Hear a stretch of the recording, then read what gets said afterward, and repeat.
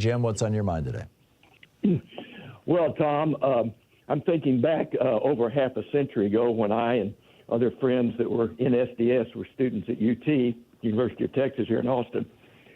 And one night, the last day of July 1966, a girlfriend and I went out to a movie one evening and then went to a park and had a discussion.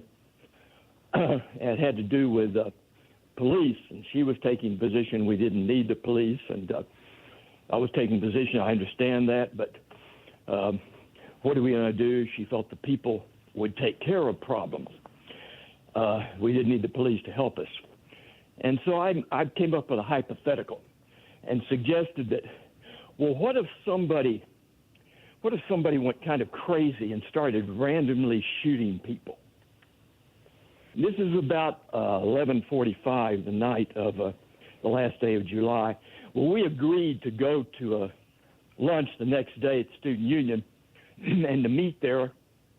And so I went to Student Union the next day, the 1st of August, 1966, and was sitting there watching the television, waiting for her, waiting for the news to come on, when the television rapidly changed from a soap opera fed from the networks to a camera on the tower of the University of Texas. And an announcer said, "We don't know, but we're hearing that there's something going on. There's some shooting happening at the University of Texas from the tower. Be careful." And so we waited and waited and waited for an hour and a half, and this was 2 hours, whatever it was. And finally it all stopped. And you know the rest of the story, and I could go on with the details. Was your girlfriend one of the people who was shot? She was shot. Oh, my God. I had to identify her at the hospital. I had to identify another friend at the hospital who was shot and lost her baby. Wow. Another friend next to her was...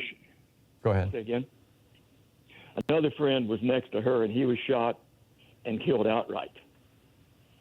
So they talk about PTSD. Well, you know, this stuff comes back all the time. I can imagine. But at any rate, the point here is that we spent many, many years trying to get the university to do some recognition. And finally here, 50 years later, back in 2016, we put a memorial together. The university worked with that. We had other people sponsor it. I was one of the speakers there, along with others. And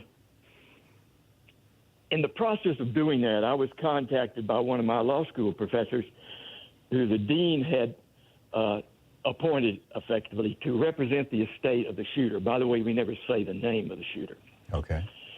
And he gave me the file, the law office file, the privileged file, the confidential file, with all the information that was gathered during the handling of the estate of the shooter. And among the materials in there, and there are many others, and I've gone to court and now put these into the historical record, was a record of the firearms used by the shooter. And those firearms they attempted to sell throughout the United States, advertising in newspapers, advertising in the American Rifleman, which was the magazine of the National Rifle Association. Nobody wanted to touch the weapons used in the shooting from the tower at the University of Texas in 1966. They couldn't find a buyer. Finally, somebody, I think, came up and said, "You need to close this out. Here's $500. Now, what makes this interesting, Tom, is I'm sure you're aware, now the weapons used in these things are going for tens and hundreds of thousands of dollars. Right, they're souvenirs for these ghouls who celebrate, Kyle Rittenhouse and that kind of thing. Exactly. But in 1966, all of those of us who grew up with firearms, went deer hunting, I hand-loaded, even cast bullets, we all grew up with it. We grew up in a culture and were educated by our families that went through the Depression, World War I, World War II, etc., in the handling and the attitude toward firearms and other weapons that basically said, these are items that you respect, you take very good care of them, and you don't handle them in any way to brandish or threaten other people. Right. Something has happened, Tom, I will point out to you. That was in 1966. We didn't start seeing these incidents of mass shootings for almost 2 decades, and they've increased in frequency more and more and more. There has been some kind of a cultural transmission of how one handles these kinds of things that has changed. I think I know when it happened, Jim. I believe, I could be wrong on this, and but I did a fairly deep dive on this 4 years ago when I wrote my book, The Hidden History of Guns and the Second Amendment. In 1976, and well, the big one was 1978. In 1978, Lewis Powell, the Powell memo guy, rich people need to take over the government and take over the media and take over our universities. Lewis Powell, Richard Nixon had put him on the Supreme Court in 71, or in 72, excuse me. And in 78, he authored a decision called First National Bank of Boston versus Bellotti. And in that decision, they ruled that if corporations, and the example we're talking about here are the gun manufacturers and their front group, the NRA, which is also a nonprofit corporation. If corporations want to pour money down the throats of politicians, if they want to effectively buy politicians, even if those politicians functionally in exchange for that money then vote to do what the corporations want, or even introduce legislation that the corporations wrote, that used to be a crime. It used to be called bribery. It used to be called political corruption. Post-1978, it was called free speech.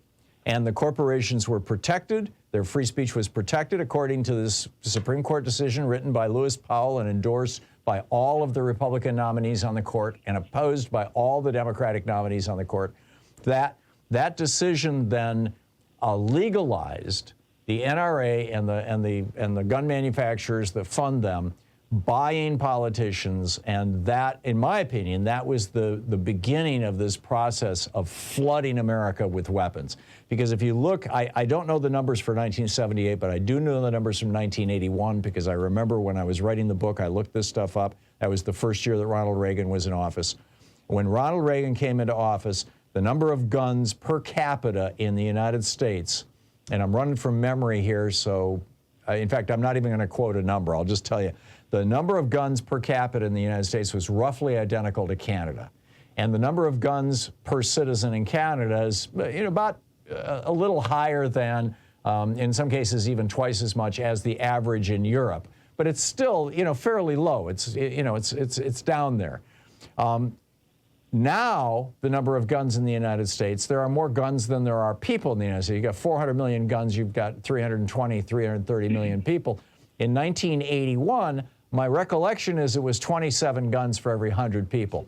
So, it would have been a radical difference. But during that 40-year period, since the Supreme Court legalized corporations buying politicians, we have seen this just, flood into the United States of these weapons, which are insanely profitable. I mean, I don't know if you've gone gun shopping lately, but, just a good pistol can cost you $1,000.